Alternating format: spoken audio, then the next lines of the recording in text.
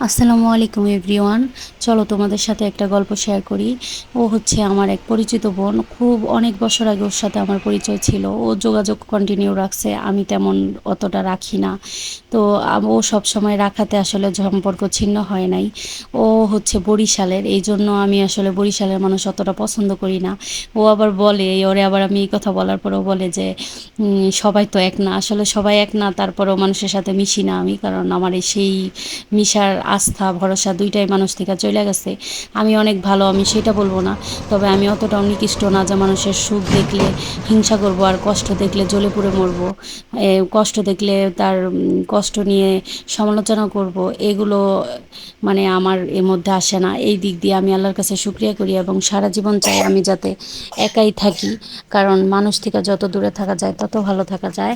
আর এইখানে হচ্ছে এই কম্পিউটার সেন্টার, এখানে এই যে স্যার, এটা আমাদের স্যার। আমি এখানেও কম্পিউটার শিখছিলাম।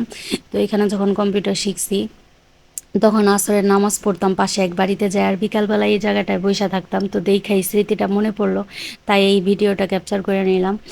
আর কি বলবো, এইখানে কাগজপাতি রেডি করতেছিল। ওর মনটা অনেক বেশি খারাপ ছিল। আমি বললাম আল্লাহর উপর ভরসা করো, বেশি বেশি ইস্তেগফার দুরূদ পড়ো, ইনশাল্লাহ আল্লাহ তোমার একটা সাহায্য করবেই। আমার হাতে যতটুকু সাহায্য করা আমি ততটুকু করছি, আমার বাসায় রাখছি, ওর সাথে যেখানে যেখানে যাওয়া দরকার গেছি। সব কিছু তো আমার হাতে নাই।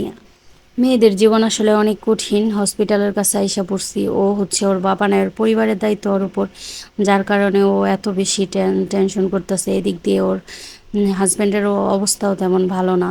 সব কিছু মিলে আসলে কি বলবো, আমার আমার যতটুকু চেষ্টা ছিল আমি ওর জন্য করছি। তো বাকিটা আল্লাহর উপর। আল্লাহ এরকম বোনদের, যাদের মেয়ে হয়েও পরিবারের দায়িত্ব পালন করতে হয়, আল্লাহ এদের জীবন সহজ করে দিক। কারণ বাবা ছাড়া জীবন তো অনেক কঠিন, আর যেই সংসারে একটা ভাই নাই তারাই বুঝে জীবন কতটা কঠিন। আমরাও বাবা ছাড়া বড় হয়েছি, এই অবস্থাটা বুঝতে পারি। বিশ্বাস করো, যাদের ক্ষমতা নাই পাস হইয়া কথা বলার, ওই সব মানুষ আমার কপাল ছুঁয়া কথা বলছে।